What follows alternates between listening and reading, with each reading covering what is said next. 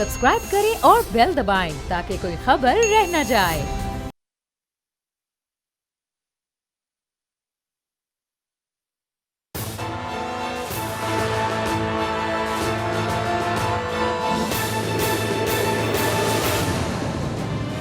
अस्सलाम वालेकुम नाज़रीन, मैं आपका मेज़बान समी इब्राहिम और आप देख रहे हैं प्रोग्राम तजिया। मेरे साथ स्टूडियोज़ में हमारी को एंकर अलीना इलियास हैं और हमारे ब्यूरो चीफ़ जनाब सदीक जान भी हैं और जुल्करनैन जो सुप्रीम कोर्ट के हमारे स्पेशल कॉरेस्पॉन्डेंट हैं वो भी हैं और कुछ हमारे जो रिपोर्टर्स हैं वो हमें ज्वाइन करेंगे टेलीफ़ोन पर भी। एक और सीनियर सहाफ़ी जनाब जुल्फ़िकार अली महतू वो भी हमारे साथ होंगे और जो आज इम्पोर्टेंट ख़बरें हैं उसमें एक तो बड़ी कामयाबी हासिल हुई है पाकिस्तान को भारत के मुकाबले में। किशन गंगा डैम और एक दूसरा रतली इलेक्ट्रो पावर प्लांट है उनका, उसके हवाले से जो उसके डिज़ाइन के हवाले से पाकिस्तान ने जो इतराज़ात किए थे वो जो परमानेंट कोर्ट ऑफ आर्बिट्रेशन है उसने कहा कि ये काबिल समात है। बड़ी ये कामयाबी है, इस पर बात करेंगे।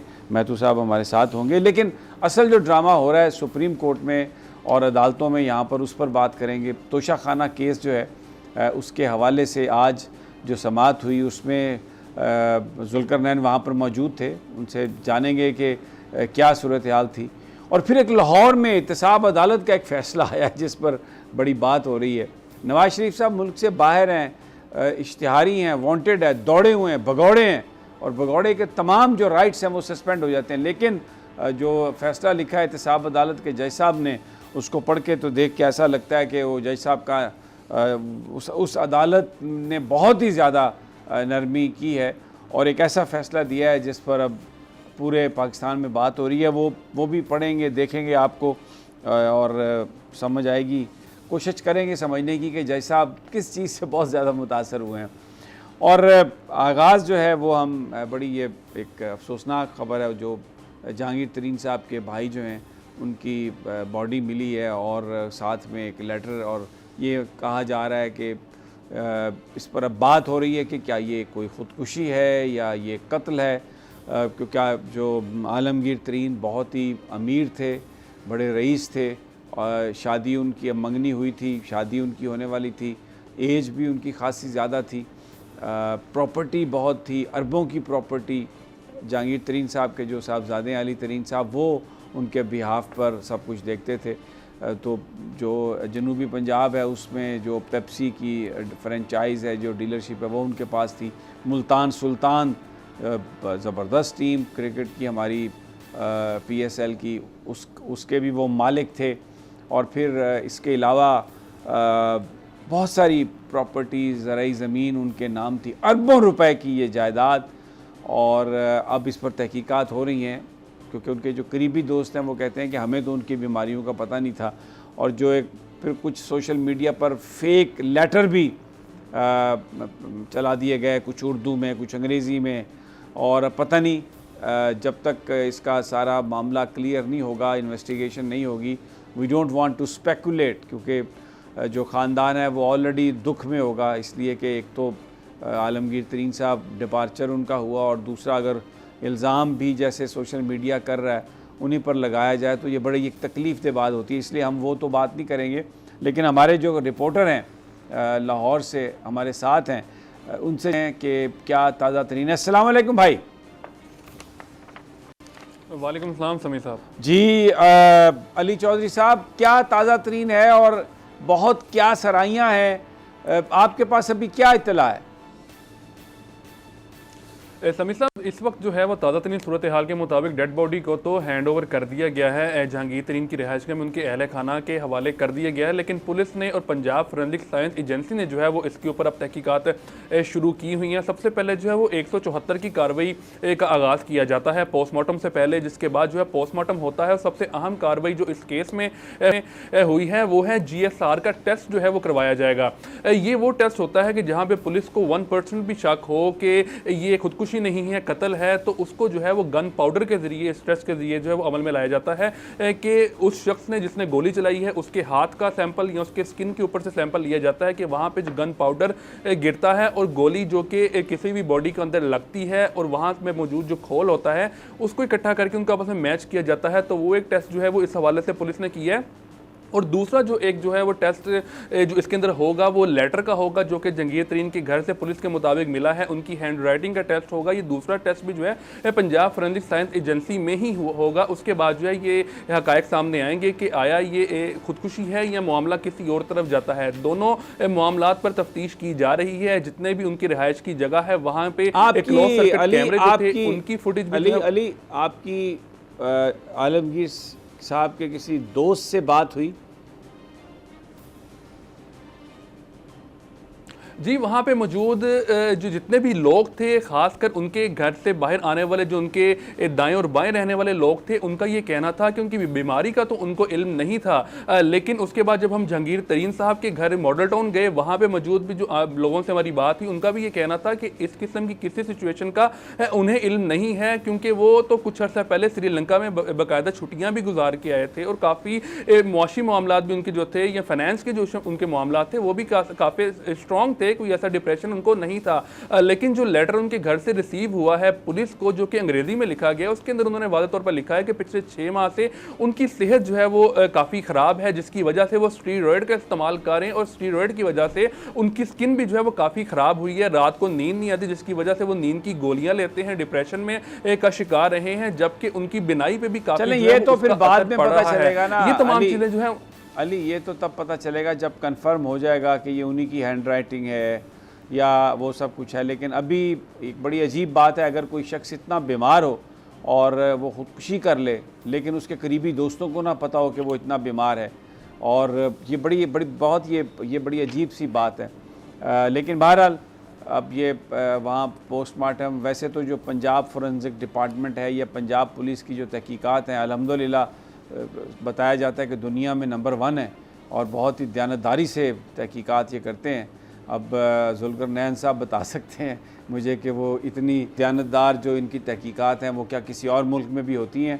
तो ख़ास तौर पर जो पंजाब पुलिस का जो कारनामा है या जो कुछ भी है, क्यों जुल्करनैन आपको लगता है कि बड़ी कोई इंडिपेंडेंट और कोई ऑनेस्ट ऑब्जेक्टिव इन्वेस्टिगेशन हो सकेगी? देखिए, तवक्को तो समीर साहब यही करनी चाहिए कि पंजाब पुलिस, आपको क्या ऐसी चीज़ आप तक को मजबूर कर रही है कि आप तवक्को रखेंगे? मुझे बताएं एक कोई चीज़। देखिए, तवक्को तो अच्छी रखनी चाहिए, आगे होना नहीं है, एक अलग बात है। सदीक जान, आपको क्या तवक्को आता है इन्वेस्टिगेशन के हवाले से? मुझे तो जुल्करनैन साहब से बिल्कुल ये तवक्को नहीं थी कि इस तवक्को का इजहार करेंगे जिस तवक्को का उन्होंने इजहार किया है। और मैंने अलीना साहबा की तरफ देखा है, जब ये तवक्को का इजहार कर रहे थे तो उनका जो रिएक्शन था, मुझे बिल्कुल उसकी तवक्को ठीक थी कि उनका जो रिएक्शन था। तो देखें, मसला यहाँ पे आपको भी पता है कि जितना भी कोई कम्पिटेंट इदारा हो, ये फोरेंसिक लैब, लेकिन यहाँ तो सैंपल भी चेंज हो जाते हैं। पॉलिटिकल फैमिली है और अलीम खान साहब ने 4 दिन पहले ऐलान किया कि वो प्राइम मिनिस्टर के उम्मीदवार हैं और पंजाब में बड़े बड़े ताकतवर लोग हैं जो हुक्मरान बनना चाहते हैं, और 4 दिन के बाद ही उनके भाई की इस तरह मौत होती है और एक लेटर और एक ये खुदकुशी वाली बात पर बड़ा समीर साहब, अगर आप ये लेटर पढ़े ना, ये मैंने पूरा लेटर देखा है, इसमें अगर आप ये कहना चाहें कि ये लेटर जो है वो डायरेक्ट कनेक्ट होता है सुसाइड से, तो नहीं, ये किसी भी सिचुएशन में लिखा गया एक लेटर भी लगता है। क्योंकि अगर कोई सुसाइड की बात होती तो यहाँ पर कहीं ना कहीं वो लफ्ज़ होता है। एक बंदा डिप्रेशन में होता है और वो शायद कोई चीज़ लिख ले, तो मेरे ख्याल में अगर हैंड राइटिंग का पता भी चल जाता है ना कि किसकी हैंड राइटिंग है, आलमगीर की है या जिसकी भी है, लेकिन आप इसे डायरेक्ट कनेक्ट नहीं कर सकते सुसाइड से कि आप ये कह सकें कि ये लेटर जो है वो एक सुसाइड का लेटर है, अगर आप इसको गौर से पढ़ें तो। ठीक हो गया। आगे अब चलते हैं जी अगली स्टोरी पर। मैं आपको एक रज़ा रब्बानी साहब की गुफ्ताहूँ। रज़ा रब्बानी साहब पीपल्स पार्टी के उन रहनुमाओं में से हैं जो लोग उनके नाक़दीन हैं वो भी उनकी बहुत इज़्ज़त करते हैं और बड़ा खुलकर वो इज़हार करते हैं। हम खुद बहुत सारी चीज़ों पर क्रिटिकल रहे हैं उनके, लेकिन रज़ा रब्बानी साहब की शख्सियत ऐसी है कि वो एक उसमें कंटिन्यूटी नज़र आती है, एक पॉलिटिकल स्ट्रगल नज़र आती है। तो गिलगित बल्तिस्तान में जो कल हुआ, जिस तरह पुलिस घुसी अंदर, वो पूरा एक रेप्लिका जो पंजाब में हुआ था इससे पहले, कल हमने ये खबर की थी, हमने अपने प्रोग्राम में ये बात कही कि जो कुछ हुआ वहाँ पर वो काबिल शर्म है, वो यानी वो इंतहाई अफसोसनाक था, उससे कोई जमहूरियत मजबूत नहीं हुई। अगर कोई ये समझता है कि PTI को इस तरीके से इक़्तिदार से अलहदा करके आप बड़ा को मजबूत काम कर लेंगे और आप जमहूरियत की खिदमत कर रहे हैं, तो ऐसा बिल्कुल नहीं है। रज़ा रब्बानी साहब ने आज जॉइंट सेशन में जो खिताब किया, मैं वो सुनवाना चाहता हूँ आपको और फिर उस पर हम बात करते हैं। आइए सुनिए, एक छोटा सा हिस्सा है उसका। अफसोस से कहना पड़ता है जनाब स्पीकर, कि ये ऐवान और मेरा ऐवान खामोश रहे जब पंजाब असेंबली के अंदर फ्लोर के ऊपर पुलिस पहुंच गई। अगर उस वक्त पाकिस्तान की डेमोक्रेटिक फोर्सेस खड़े होकर बात करती जनाब चेयरमैन, तो ये कल का वाकया जो गिलगित बल्तिस्तान के अंदर हुआ है ये ना होता। जनाब चेयरमैन, अब ये कल का जो वाकया है वो ना होता अगर पंजाब असम्बली में जब वाकया हुआ था तो उस वक्त कोई नोटिस ले लिया जाता, उस वक्त कोई उन लोगों को पकड़ा जाता जिन्होंने सब कुछ किया। लेकिन वो तो आज पाकिस्तान की तकदीर के मालिक हैं। वो इतने ताकतवर हैं कि जब उनकी ऑडियो चली जजेस के साथ मोहतरमा बेनज़ीर भुट्टो को सज़ा दिलवाने के मामले में, तो सुप्रीम कोर्ट के जज घर चले गए। लेकिन शहबाज शरीफ साहब जिन्होंने गुफ्तगू की, आज वो वज़ीर आज़म हैं जिन्होंने अष्टाम दिया अदालत में कि मैं लाऊंगा अपने भाई को। और आज मैं देख रहा था मरियम औरंगज़ेब इंतहाई बहादुरी से और बड़े पक्के मुंह नाल वो प्रेस कॉन्फ्रेंस कर रही थी और कह रही थी अदालत की इजाज़त से गए हैं, अदालत की इजाज़त से गए हैं बाहर, और जब ठीक होंगे तो वापस आ जाएंगे। अब पता नहीं कौन सी बीमारी है जो 6 घंटे की फ़्लाइट जो दुबई तक आती है उसमें तो वो बैठ जाती है, बीमारी नहीं आती। कुछ 7.5 घंटे की पाकिस्तान की जो फ़्लाइट है या दुबई से आराम करके दूसरे दिन की फ़्लाइट अगर पाकिस्तान में आए तो वो पता नहीं कौन सी ऐसी बीमारी है जो उनको पकड़ लेती है। तो जी रब्बानी साहब का आपने क्लिप चलाया है, जी जी, ये वही साहब है ना जो पहले काम हो रहा होता है तो साथ होते हैं, बाद में रो पड़ते हैं। आर्टिकल 63 की तशरीह जो इतनी रोबस्ट किस्म की हुई है कि इनका वोट कास्ट नहीं होगा, जो काउंट नहीं होगा और तो मामला डिस्क्वालिफिकेशन पे भी जा रहा था। उस फैसले में भी बाकायदा हवाला दिया गया इनका कि अगर ये आर्टिकल 63 इतना सख्त ना होता तो रज़ा रब्बानी साहब वोट देने के बाद आंसू ना बहाते। फैसले के अंदर भी लिखा हुआ, जब काम हो रहा था तब ये चुप होते हैं। पंजाब रो में रहे थे, चुप कहाँ थे? नहीं सर, बाद में रो तो रहे थे, तभी शोर तो मचा रहे थे। और मेरे ख्याल में इसका एक रीजन ये भी है पंजाब पुलिस कि जब जो- गई है असेंबली के अंदर तब रज़ा रब्बानी साहब एक प्रेस रिलीज इशू कर देते, नहीं चार नहीं, तब टिकर सिचुएशन बना कुछ के। और थी, तब ये सारे एक ही पेज पे थे। अगर आपने कल की डेवलपमेंट देखी हो तो जो सीएम गिलगित बल्तिस्तान है उसके लिए नाम सबके अलग अलग आए हैं। अब सब अपनी अपनी गेम खेल रहे हैं। जब सब अपनी अपनी गेम खेल रहे होंगे तो ऐसी बातें सामने आएंगी। सदीक जान, आप क्या कहते हो भाई? अब मुझे जो हैरत जुल्करनैन की कमेंट पे हुई थी वही हैरत अलीना साहबा की कमेंट पे हुई है। अब आप ये बैलेंस कर रहे हैं। बस आप जो है ना हैरत में डूबे रहेंगे और शो खत्म हो जाएगा। करना ना करना तो सही। मसला ये है कि अलीना साहबा ने ये बात की है इनकी खुशगुमानी पे, इनके मैं क्या अब कहूँ, इनकी सादगी पे, कि नहीं लगता है कि नहीं ये अलग अलग हैं और वाकई कोई सख्त लड़ाई चल रही है पीपल्स पार्टी और नून लीग में। अच्छा, तो ये ऐसा कुछ भी नहीं है, बस ये हमें भी कोई मौजू देना है। आप देखें ना, समी इब्राहिम साहब ने आज कैसे एक मतलब चलाई है तकरीर रज़ा रब्बानी साहब की, और रज़ा रब्बानी साहब पिछले 15 माह में कोई एक अवाम इशू बता दें जहाँ उन्होंने स्टैंड लिया हो, कोई एक मामला बता दें जहाँ उन्होंने कोई काम किया। भाई ये देखें, ये ना ये गुड कॉप बैड कॉप, ड्रामेबाजियाँ, अदाकारियाँ, फनकारियाँ, इसमें मुकाबला है। और मैं समझता हूँ कुछ मामलात में शहबाज शरीफ के टक्कर के लोग जो है ना उनमें से एक रज़ा रब्बानी साहब हैं जो ड्रामे ये करते हैं, बिल्कुल ड्रामेबाजी, बिल्कुल फ्रॉड, बिल्कुल ऐसे अदाकारी। भाई आप करें ना अपनी, आप वहाँ पार्टी में बैठ के बात करें। आपकी ज़रा बात होती है, बाद में लाइन आती है। और आपने बिलावल भुट्टो जरदारी के साहब का देखा था? समी साहब मुझे एक बात बताएं, बिलावल भुट्टो जरदारी सवात में जलसे से खिताब करते हुए कहते हैं बजट पास करवा के दिखाएं, ऐसी की तैसी, ये है वो है, बड़ी वो गरजते हैं बरसते हैं। उस दिन यकीनन आपने चलाया होगा प्रोग्राम में कि बिलावल साहब ने बड़ी ज़बरदस्त तकरीर कर दी है जनाब अवामी इशूज़ के ऊपर। उन्होंने कहा जी सैलाब अफगान को पैसे नहीं मिले, अवाम बड़ी मुश्किल में। उसके बाद नदीम अफजल चांद साहब और फैसल करीम कुंडी साहब 2 टॉक शोज़ में बैठते हैं और पूरे टॉक शो में चार्जशीट करके रख देते हैं नून लीग को। कहते हैं कि जो निगरान सेट है पंजाब का है वहाँ पे ये हो रहा है, प्री पोल रिगिंग शुरू हो गई है, KPK में ये हो रहा है, ये सारी बातें वो करते हैं। फिर अचानक बिलावल साहब असम्बली में नमूदार होते हैं और वो कहते हैं कि शहबाज शरीफ नून लीग के नहीं पीपल्स पार्टी के वज़ीर-ए-आज़म हैं, और इसहाक डार वो तो मेरे अंकल हैं, उनको तो मैं बचपन से देखता चला आ रहा हूँ, बड़े शफीक, बड़े मेहरबान, और क्या बात है उनकी। वो इसहाक डार साहब जिनका बोझ उनकी अपनी पार्टी उठाने को तैयार नहीं है, जिनके अपने लोग उनका नाम लेने को तैयार नहीं, उनको डिफेंड कर रहे थे बिलावल साहब।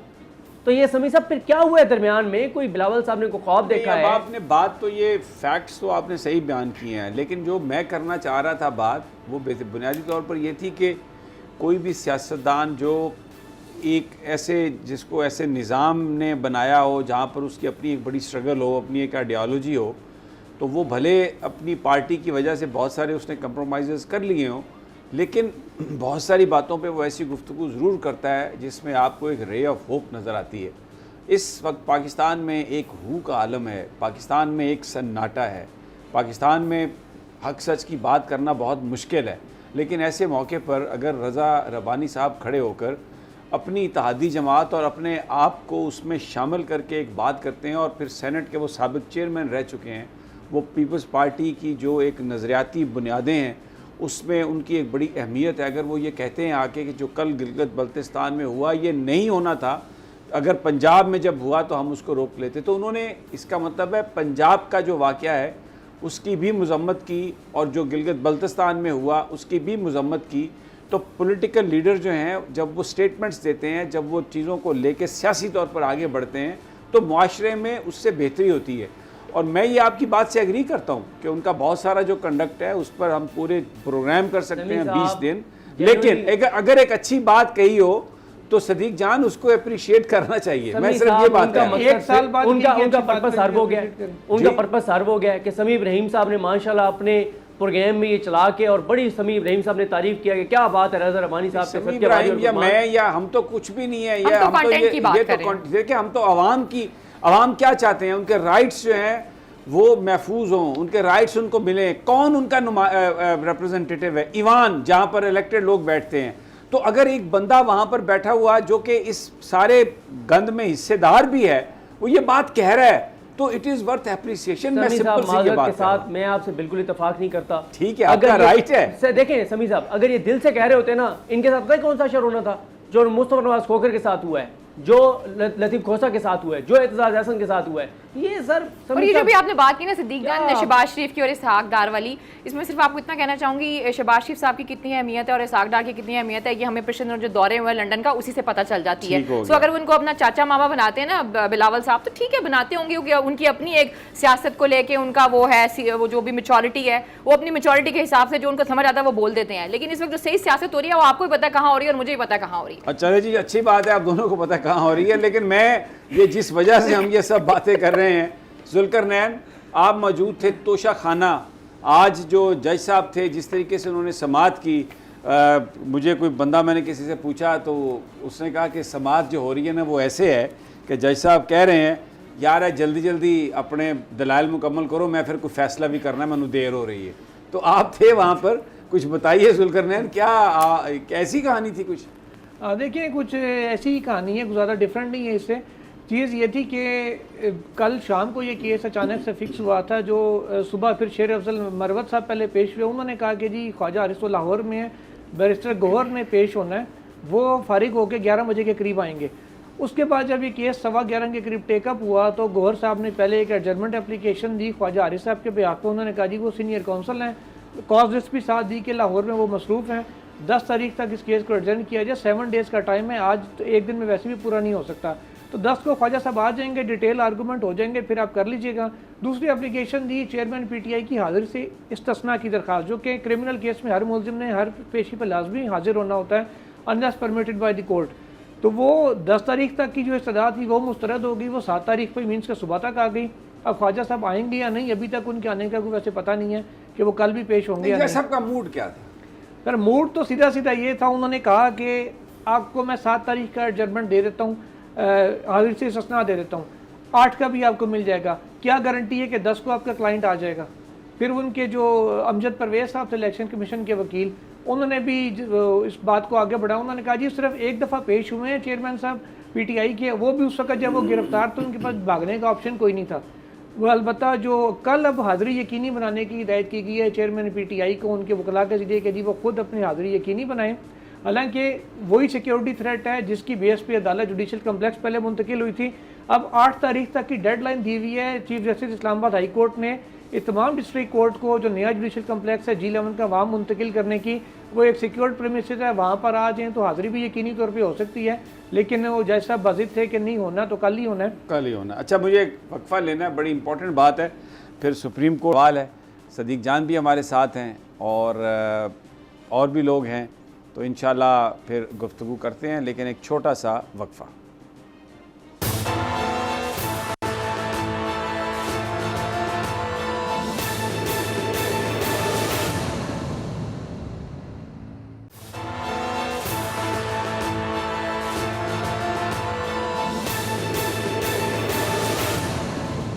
वेलकम बैक नाज़रीन। पाकिस्तान की सियासत पर बात कर रहे हैं, या अगर आप दूसरे लफ्ज़ों में ये समझे कि हुक्मरानों की मुनाफ़िक़तों की बात कर रहे हैं।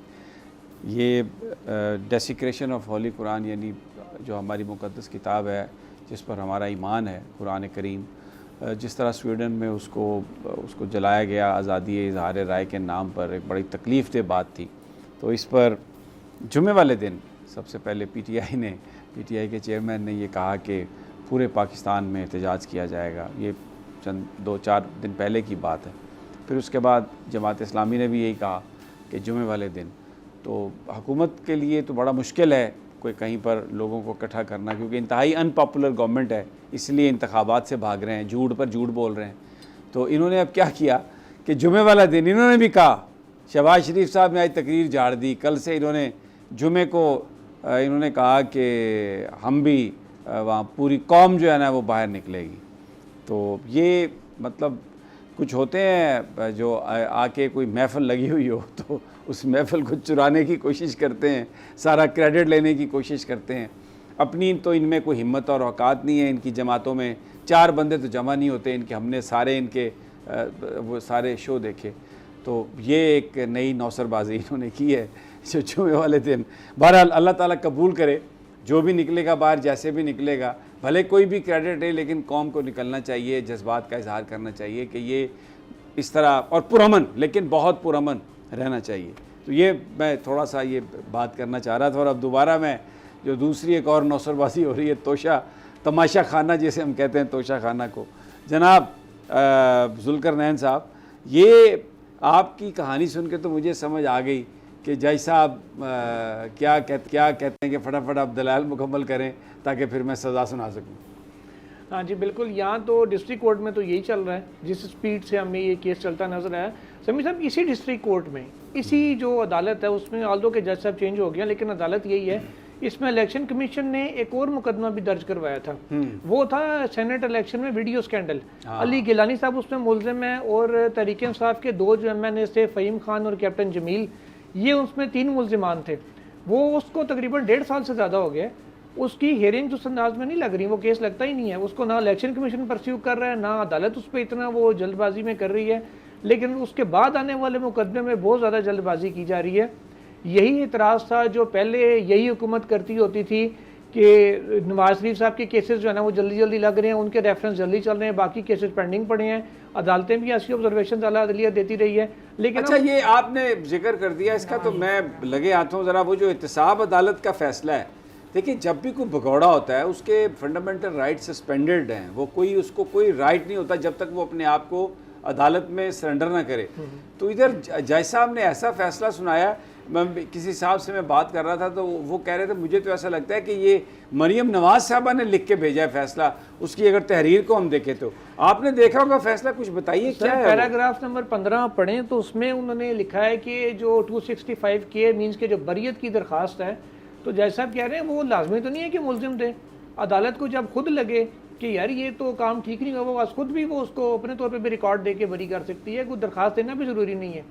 फिर पैराग्राफ नंबर 35 में आगे आप आएँ तो ऐसा लग रहा था कि वो क्योंकि फ़ैसलों के ऊपर तनकीद की जा सकती है, हम जज साहब के कंडक्ट पे तो बात नहीं कर रहे। फैसले के अंदर तो बाकायदा ये लिखा हुआ है कि जी 3 मरतबा के मुंतखब वज़ीर आज़म का कैरियर ख़त्म करने की कोशिश की गई उस वक़्त की जो एलीट थी, गवर्नमेंट की एलीट थी, उनकी जानिब से। तो वो ऐसे लग रहा था जैसे कोई हुकूमती रहनुमा प्रेस कॉन्फ्रेंस कर रहा है, जो बातें वहाँ की जाती थी वो ऑब्जर्वेशंस दी गई हैं।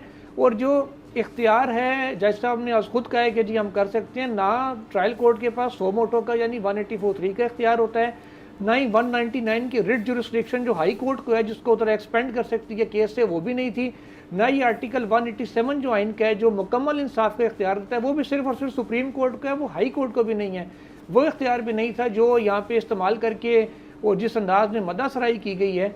और ये भी कहा है कि उन्होंने यहाँ तक उन्होंने कह दिया कि जो इश्तिहारी करार दिया गया था इस केस में, वो जो ये मीर शकील साहब वाला केस था, इसमें नवाज शरीफ साहब को उन्होंने कहा जी ये तो रिकॉर्ड के ऊपर चीज़ें ही पूरी नहीं है, सेक्शन 80 यानी वो भी उन्होंने तय कर दिया कि वो जो इश्तिहारी करार देने का फैसला था वो भी गलत था। एक तो वो गलत था। अच्छा, इसके ऊपर मैं एक और लीगल पॉइंट भी आपको बताऊं। 2 चीज़ें उन्होंने कही हैं। पहली बात उन्होंने ये कही है कि जो नोटिस सर्व किए गए थे मुलजिम के घर जाके और जो नोटिस उस पर किया गया था, इश्तिहार दिया गया था, वो रिकॉर्ड से कहीं साबित नहीं हो रहा।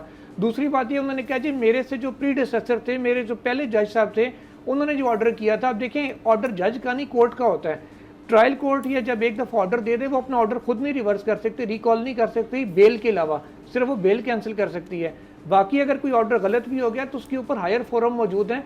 एक गलती से एक केस में मेरे अपने वारंट जारी हो गए थे फेट में, जब मेरे लॉयर ने जाके वो जज ऑनरेबल जज थी आबिदा सजाद साहिबा, उनको कहा कि आपने कैसे कर दी है, तो गवाह के तो वारंट जारी कर ही नहीं सकती, खासकर जब वो डिफेंस का हो। तो उन्होंने कहा जी अब गलती से ठीक है मेरे से हो गया, लेकिन अब मैं तो नहीं कर सकती क्योंकि लॉ परमिट नहीं करता, आपको हाईकोर्ट जाना पड़ेगा। इन्होंने आज खुद ही उसको रिव्यू कर लिया अपने ऑर्डर को, जो मुझे नहीं समझ आ रहा है कि ये कौन सी उन्होंने जुरिस्डिक्शन इस्तेमाल की है।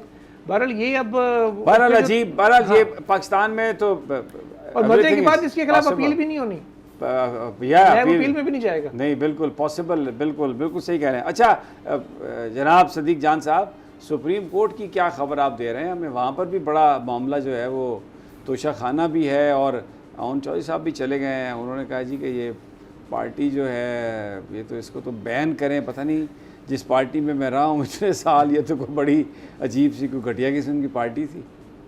लेकिन तीन चीज़ें सुप्रीम कोर्ट में ज़ाहिर है, एक तो इस्लामाबादी कोर्ट के फैसले को चैलेंज किया गया है, जो इस्लामाबादी कोर्ट ने तोशा खाना केस के काबिल समात होने या ना होने का मामला दोबारा हुमायूं दिलावर साहब के पास भेजा है और ये चैलेंज किया गया। देखते हैं इसमें क्या होता है। और वैसे जो मेरी इतला ये है कि हुमायूं दिलावर साहब पर भी एतराज़ करने जा रहे हैं चेयरमैन तहरीक इंसाफ, तो देखना है कि उस पर फिर क्या फ़ैसला आता है, क्योंकि जब वो ज़ेर हिरासत थे 9 मई को, तो उसके बाद जब इनको चेयरमैन पीटीआई को पेश किया गया था तो उस वक्त बाइकआउट किया था ख्वाजा हारिस साहब ने उस प्रोसीडिंग का जिसमें फ़र्द जुर्म आयद की गई थी। लेकिन ज़ाहिर है ये एक हाई प्रोफाइल केस है और देखना है सुप्रीम कोर्ट इसमें क्या करती है। दूसरा जो आपने ओन चौधरी साहब वाला कहा, देखें ओन चौधरी साहब जो एप्लीकेशन लेके गए ये काबिल समात ही नहीं है, लेकिन आजकल क्योंकि चीज़ें मुख्तलिफ हो रही हैं, जैसे अभी आपने एक फ़ैसले का पहले एक हवाला दे रहे थे जो जज साहब ने लिखा है, क्योंकि मैं इस फैसले की तो बात नहीं करता, इस तरह का एक फ़ैसला था तो उस पर किसी ने कहा था कि वो फ़ैसला पढ़ने के बाद उन्होंने कहा था ये फ़ैसला नहीं है, ये जॉब एप्लीकेशन है कि जनाब हम मेरे पे भी थोड़ी सी शफकत करें, मेहरबानी करें, मैं भी नहीं तो ऑलरेडी तो जॉब है उनके पास, अब अचानक अब 4-5 आप पौधे लेना चाहते हैं क्या? मतलब जॉब तो है। नहीं देखें समी साहब, जहाँ पे तारीफ़ बनती हो वहाँ तारीफ़ करनी चाहिए। शरीफ ख़ानदान देखें वो ख़ानदान है कि जिस तरह से हमारा दीन कहता है ना कि मज़दूर को का पसीना खुश्क होने से पहले उनको मजदूरी दो, लेकिन शरीफ ख़ानदान के बारे में यह है कि जो उनके लिए मजदूरी करता है वो पसीना आने से पहले उनको पेमेंट कर देते हैं। ठीक है, ये जो मुख्तलिफ ब्यूरोक्रेसी में मुख्तलिफ पदों पे लोग बैठे वो तो कहते हैं मजदूर को पसीना आने नहीं देते, फिर भी मजदूरी दे देते हैं। मैं वही अर्ज कर रहा हूँ, पहले और वो माहौल ही ऐसा बना देते हैं भाई, पसीना वसीना तो हम लोगों को आता है जो बाहर सड़कों पे होते हैं। देखें उनकी जो मैं इसलिए अर्ज कर रहा हूँ कि उनकी इस चीज़ की दाद देनी चाहिए कि वो अपने बंदों का ख्याल रखते हैं। फिर सबसे बड़ी देखें समी साहब, और एक बात और उनको दाद देनी चाहिए, मैं आपको बताऊं, इतना पक्का मुंह करके बात करते हैं, खुदा की कसम इतना पक्का मुंह बात करके आपको लगता है कि शायद आप झूठ बोल रहे हैं। मैं तो उनकी बात सुनता हूँ, मैं ख़ास तौर पर जो मरियम औरंगज़ेब साहबा को मैं तो सल्यूट करता हूँ, उनको तो वो मिलना चाहिए, कोई निशान जुर्रत मिलना चाहिए कोई, कि वो जितना पक्का मुंह करके वो बात करती हैं। और वो आज यानी वो क्या फरमा रही थी, आज उन्होंने कहा कि एक सहाफ़ी को गोलियां मारी गई और एक सहाफ़ी को गिरफ़्तार किया गया और ये इनको शर्म नहीं आती कि इस हुकूमत पर इल्ज़ाम लगाते हैं। तो मैंने सोचा मेरे साथ जो हुआ है मैं ख्वाब ही देख रहा हूँ, हमारे साथ तो हुआ ही कुछ नहीं किसी और, ये जो सदीक जान के साथ हुआ है या जो और बहुत सारे लोगों के मैं जिनके नाम लूँ उनके साथ जो हुई, तो हुआ ही कुछ नहीं। और वो कह रही हैं कि ये गुलिस्तान है सहाफ़ियों के लिए, ये बाग है ये मुल्क सहाफ़ियों के लिए, और पिछला दौर जो था वो इंतहाई घटिया दौर था। वो तो इस तरह की बातें करते हैं भाई, आप क्या यार आप जॉब की बात कर रहे हैं। ये ऐसा गुलिस्तान है जिसमें खुद मियां नवाज शरीफ वापस आने को तैयार नहीं है। दूसरा देखें, एक और मैं तारीफ़ करना चाहता हूँ शरीफ ख़ानदान की, और वो ये है कि मुझे बताएं पाकिस्तान के अंदर कौन सी ऐसी कंपनी है जो आपसे पूछती है कि बताएं किस मुल्क में किस करेंसी में पैसे चाहिए आपको। कोई कंपनी ऐसी नहीं है जो आपको ये दे कि दुनिया की किसी करेंसी में आपको पैसे चाहिए। अच्छा, आपने कहाँ पे लिए? ठीक है, नहीं मैं तो वो अरशद मलिक कर रहा हूँ यार, अरशद मलिक मरहूम साहब वाली वो बात जिनको मस्जिद नबी के सामने बिठा के कहा था। और फिर देखें ये वहां पे भी नहीं बख्शते, मस्जिद नबी में बिठा के उनसे पूछ रहे हैं बच्चों को कहाँ सेटल करवाना है, किस मुल्क में पैसा चाहिए, किस करेंसी में चाहिए।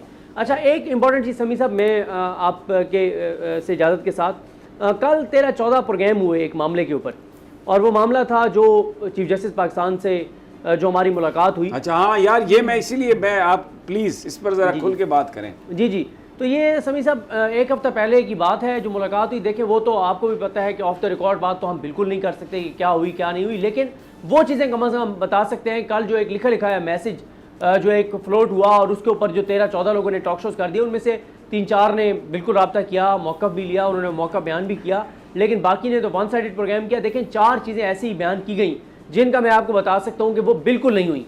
पहला ये दावा किया गया उन प्रोग्राम्स में भी और बहुत सोशल मीडिया पर प्रोपेगेंडा किया गया कि chief justice Pakistan justice Umar Ata Bandial साहब ने चेयरमैन पीटीआई के हवाले से कहा है कि इस्टेब्लिशमेंट उनको जानती नहीं हो कितने मजबूत आसाब के हैं, इस हवाले से कोई बात नहीं हुई।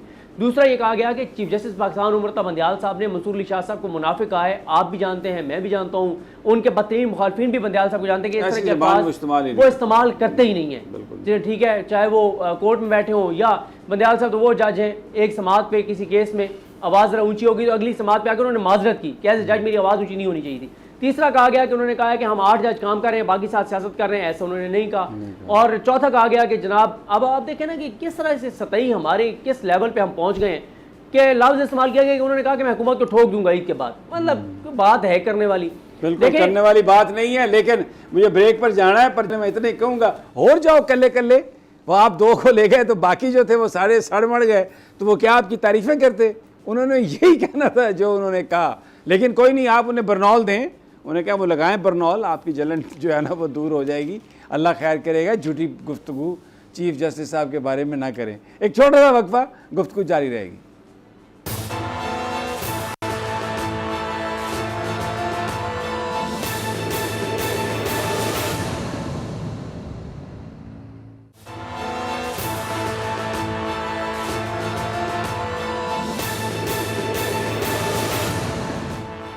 Welcome back. मैं सदीक जान आपकी तरफ आता हूँ दोबारा, जो आपकी चीफ जस्टिस साहब से मुलाकात हुई है उस पर। लेकिन एक सवाल मेरा इनसे जुल्करनैन से, जुल्करनैन ये जो तोशा खाना की जो सुप्रीम कोर्ट में जो फाइल हुई है पटिशन, उसमें यह भी कहा गया है कि वो जिस जज को ये दोबारा भेजा गया है उस पर इतराज़ का उठाया हुआ था, उस केस का फ़ैसला नहीं हुआ और ये वापस भेज दिया गया फिर दोबारा उसी जज के पास। जी बिल्कुल समीर साहब, ये जो ख्वाजा आरिफ साहब की पिटीशन है आज दायर की है, उन्होंने इस्लामाबाद हाई कोर्ट का फैसला चैलेंज किया है। उसका अब नंबर भी लग गया है, क्रिमिनल पिटीशन 757 ऑफ 2023। अब सिर्फ उसकी फिक्सेशन रह गई है, वो अर्ली हियरिंग भी डाली हुई है कि सुबह के लिए, लेकिन अभी इस वक्त तक जो मेरी आपसे बात हो रही है अभी तक वो सुबह के लिए फ़िक्स नहीं हुई भी। उसके अंदर ये मौक़िफ़ बताया गया है जहाँ पे 3-4 पुलिस डिफरेंट है। उसमें एक ये भी है कि इस्लामाबाद हाई कोर्ट में एक पिटीशन हमारी पेंडिंग है ट्रांसफ़र ऑफ केस की, जिसमें जो हुमायूं दिलावर साहब है, मोहतरम सिविल जज साहब, एडिशनल सेशन जज साहब जो केस की समाअत कर रहे हैं, कहा गया कि इनसे के मुकदमे को मुंतकिल करके किसी और जज को ट्रांसफ़र किया जाए। कहा गया है पिटीशन में कि वो अभी तक पेंडिंग है और हमारी जो पिटीशन है उसको डिसाइड किए बगैर हमारे मेन केस को वापस उसी जज के पास भेज दिया गया जिसके ऊपर हमने इतराज़ किया हुआ है। तो उसमें साथ ये भी कहा गया कि हाई कोर्ट को हिदायत की जाए कि उस एप्लीकेशन को भी साथ ही हमारे जो है ना वो डिसाइड करे।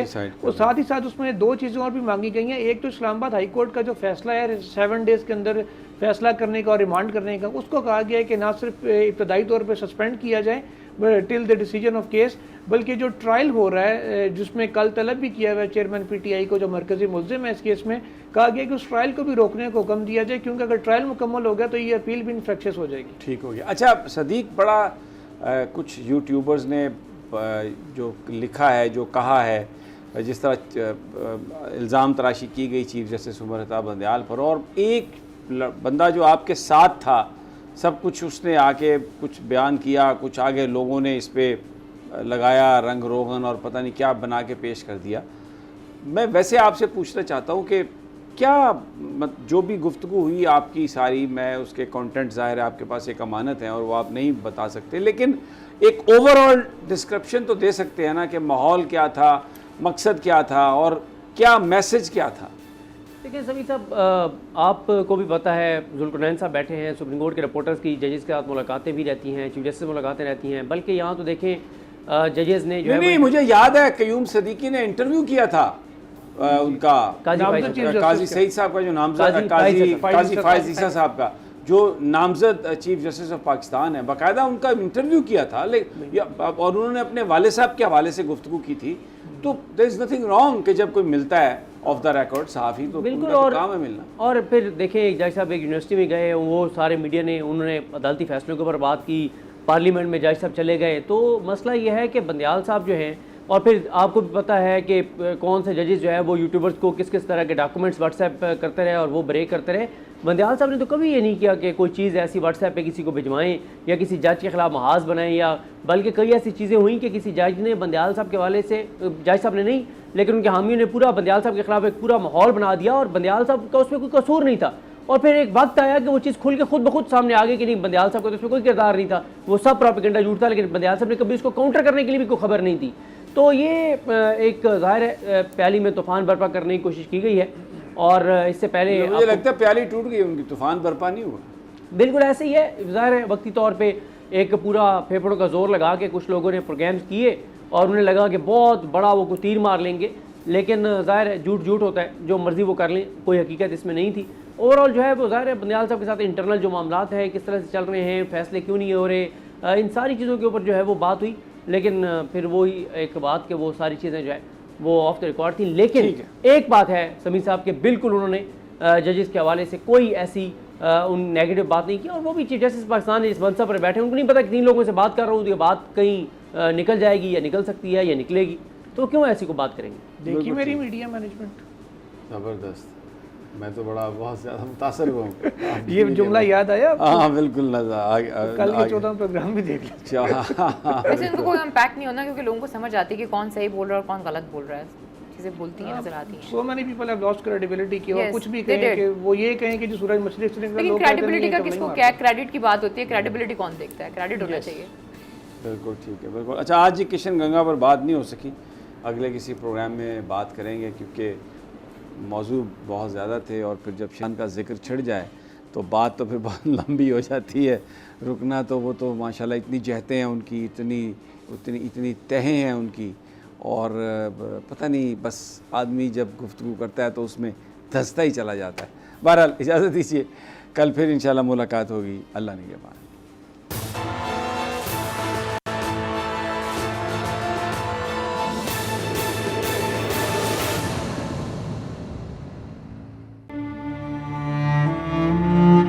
अवाम के लिए एक और मुश्किल, आटे की अदम दस्तयाबी पर अवाम परेशान। शदीद गर्मी में यूटिलिटी स्टोर्स के बाहर लंबी लंबी कतारें।